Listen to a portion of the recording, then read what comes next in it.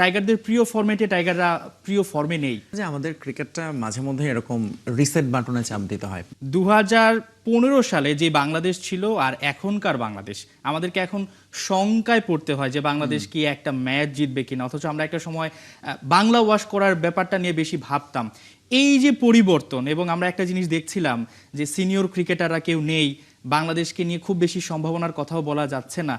একটু কি খারাপ লাগছে কিনা যে টাইগারদের প্রিয় ফরম্যাটে টাইগাররা প্রিয় ফর্মে নেই? খারাপ লাগছে এই কারণে যে আমাদের ক্রিকেটটা মাঝে মধ্যে এরকম রিসেট বাটনে চাপ দিতে হয়। এইবারও আপনি দেখেন এই সিরিজের সবচেয়ে আলোচনা নতুন করে শুরু, নতুন যাত্রা। আমরা টি-20 বিশ্বকাপ খেলতে পারিনি, সো এই সিরিজ দিয়ে বাংলাদেশের ক্রিকেটে আসলেই নতুন করে ফেরা, নতুন করে শুরু যাত্রা করা হচ্ছে। এবং অবভিয়াসলি ওয়ানডে আমাদের সবচেয়ে স্ট্রংগেস্ট ফরম্যাট ছিল এবং সেখানটায় আমরা গত 5 সিরিজেই আমরা বোধহয় জিততে পারিনি। সো খুবই খারাপ পারফরমেন্স। হঠাৎ করে টি-20 খুব ভালো করছিলাম, আমরা টি-20 ওয়ার্ল্ড কাপ খেলতে পারলাম না। সো পার্টিকুলারলি এই সিরিজটাতে আসলে এরকম বলা হচ্ছে যে নতুন শুরু। পাকিস্তানের দিক থেকেও একই রকম, তারা ফ্রেশ মুখ নিয়ে এসেছে অনেকগুলো, 6 জনের অভিষেক হতে পারে এই সিরিজে।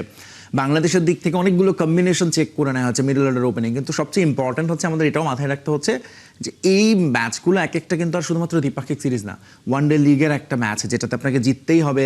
কারণ হচ্ছে আপনাকে 2027 ওয়ার্ল্ড কাপে সরাসরি খেলতে চাইলে এই ম্যাচের জয়গুলো, পয়েন্টগুলো খুবই খুব ইম্পর্টেন্ট। সো একই সাথে অনেকগুলো ইকুয়েশন এখানে আছে।